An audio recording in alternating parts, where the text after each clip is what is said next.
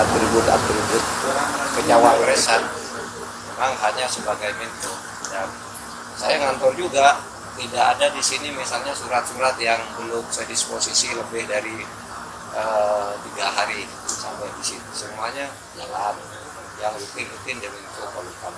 Itu aja.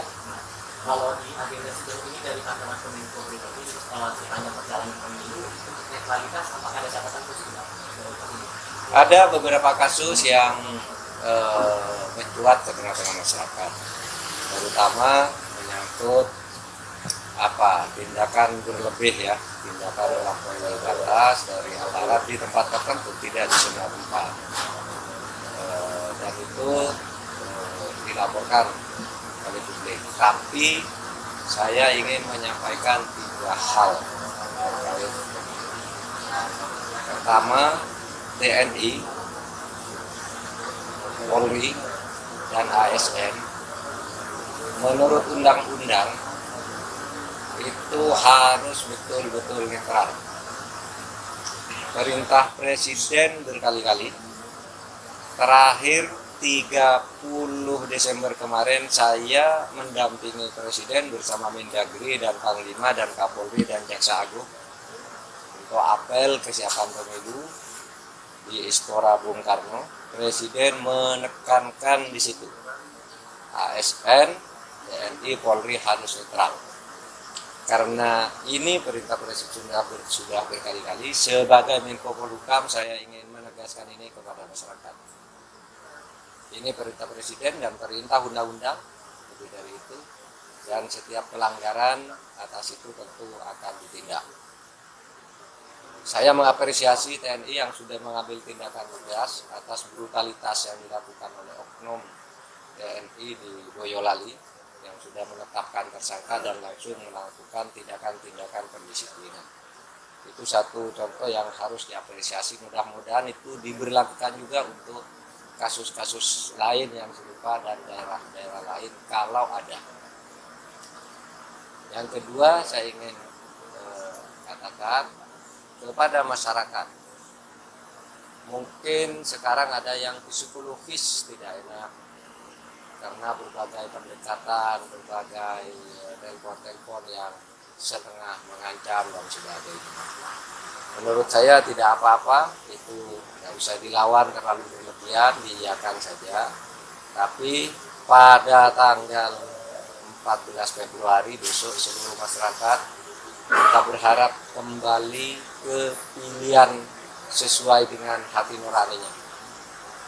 Bukan karena bantuan, bukan karena tekanan, bukan karena intimidasi. Kembali ke hati nuraninya karena 5 tahun ke depan nasib rakyat dan negara ini akan ditentukan oleh sikap rakyat di dalam pemilu. Jadi memilih sesuai dengan ketentuan konstitusi, yaitu bebas. Memilih sendiri langsung, tidak boleh diwakilkan. Lalu semuanya ikut yang memenuhi syarat dan bebas.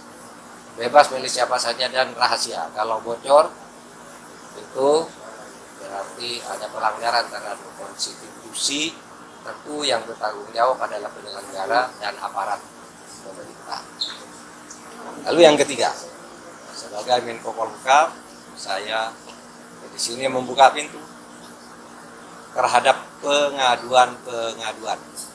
Saya di sini punya Satgas juga, ya, yang itu menampung pengaduan-pengaduan. Saya tahu pengaduan itu arahnya ke Bawaslu, ke Polri, dan ke KPU tentu saja. Nanti cross checknya bisa di sini. Apakah laporan-laporan itu jalan atau tidak? Kita akan kontrol di sini di kantor Menko Polhukam, Jalan Merdeka Barat 15 ini. Itu aja. Cukup ya. Di Garut adanya Satpol PP yang melakukan deklarasi dukungan itu gimana Pak? Seharusnya itu tidak boleh, ya. Seharusnya itu tidak boleh. Itu pelanggaran kode etik dan pelanggaran aturan sebenarnya. Itu kan Satpol PP itu diangkat untuk melayani masyarakat, membantu pemerintah.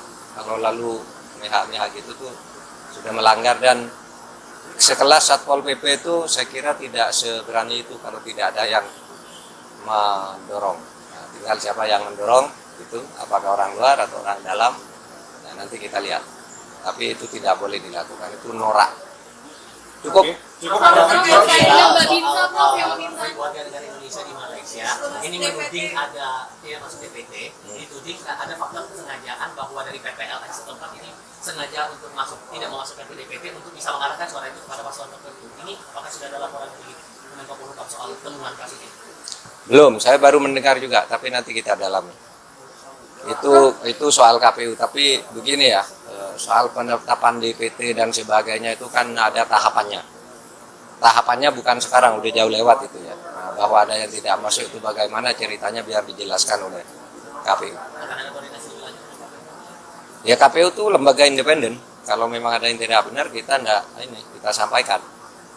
Itu. Terkait dengan penggunaan nanti kan ada debat ketiga, ada masalah Pak Ganjar ini kan soal anak keamanan. Ya, Pak Ganjar sudah tahu itu, dia sudah menguasai itu, saya sudah bicara, jadi saya tidak akan memberi masukan khusus, tapi saya akan mendampingi, karena dia sudah siap, baik untuk menampung pertanyaan, menjawab pertanyaan, maupun untuk melontarkan pertanyaan dalam debat, dia sudah siap segalanya. TPN persisten pertahanan 5.0 ini maksudnya dalam 5.0 yang ada di Makassar Ganjar Mahfud. Karena TPN sebuah ini menjelaskan Ganjar Mahfud akan berada sebenarnya ada 5.0 ini dari Prof Mahfud dan Pak Ganjar ini. Kalau 5.0 itu artinya sudah siap memasuki era industri kelima. Kan kemarin 4.0, sekarang 5.0. Terus kan berkembang. Yang arahnya tetap ke AI dan digitalisasi. Itu aja ya, saya mau rapatin. Sebelah kiri Bapak, sebelah kiri Bapak. Prof, live TikTok ya.